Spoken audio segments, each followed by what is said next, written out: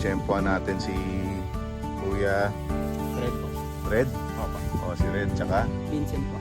Vincent dito sa Red. Ba't ang aga nga nila yun? Yan. So, ano yung binigay natin? Bigyan tayong t-shirt. Yun, no? Ito ang sakto sa kanila talaga. Para sa kanila.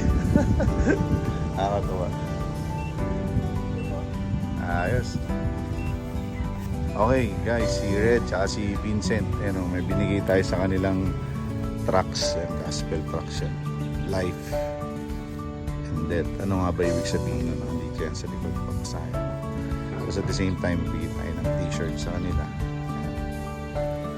T-shirt, tsaka stickers. Siyempre may iCycle stickers yan. Alright, so it's a good morning here in Tagaytay, 6:55 Revpad. Sakto, good morning. Nice, ang lakas ha.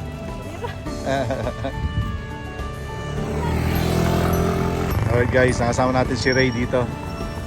Yan, pababa dito sa snake food. Yan, o dyan. Yan. Nice, Ray. Pogi oh. Ayun, hinahawak niya.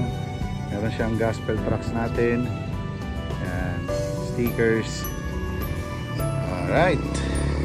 Thank you, Ray. Ingat ka ha.